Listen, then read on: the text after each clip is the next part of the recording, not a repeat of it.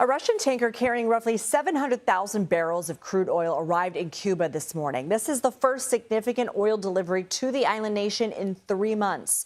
The U.S. cut off Venezuelan oil exports to Cuba after capturing former President Nicolas Maduro in early January and threatened severe sanctions on any other nations that send crude to Cuba.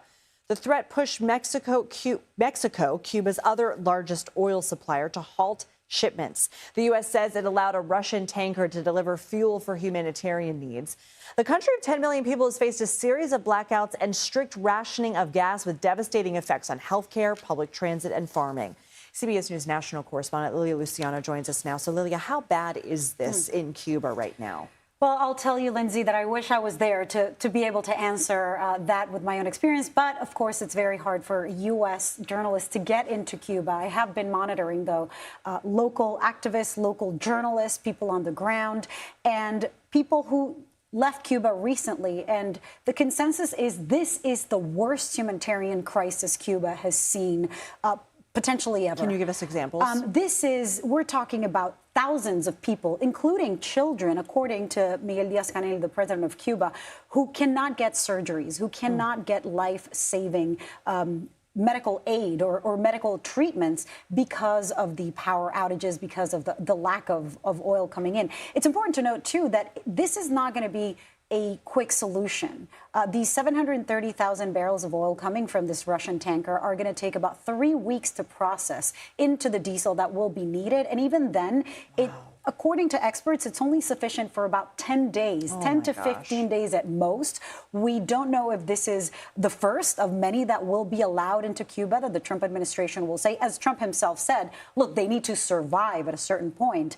We don't know why, but what we do know is that people are living under the most extreme and dire, given decades of extremely dire circumstances. Now it's really has been a matter of desperation, which on the one hand, which is kind of positive for the administration, for what the Trump administration wants to do, has prompted more rare protests to the degree that we hadn't seen, in areas that we hadn't seen, not to the degree. Say more about that. What does the administration want? Because the rhetoric has been increasingly aggressive. Well, I also wish that we had more transparency and more direct understanding of what it is that is being spoken or negotiated behind the scenes. There have been multiple reports that there are multiple members of the Castro family who have been active in negotiations and in talks with anyone from Marco Rubio, from our Secretary of State directly. Who's a Cuba hawk. Exactly. And of course, his family is Cuban. And this is something that is very near and dear to his heart. This is, even if this is not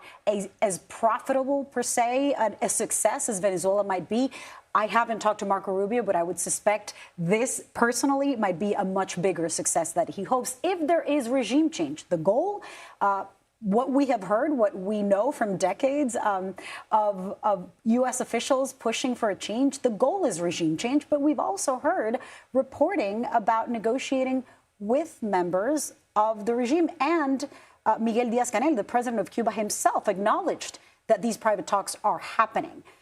We'll see whether it's going to be a Delcy-like figure that stays in place, whether everything is unchanged and there's other deals that come up. But we're really trying to understand why this one tanker was allowed. Was it really just the humanitarian worry, or is it part of some negotiation and maybe Cuba conceded something that we are still unaware of?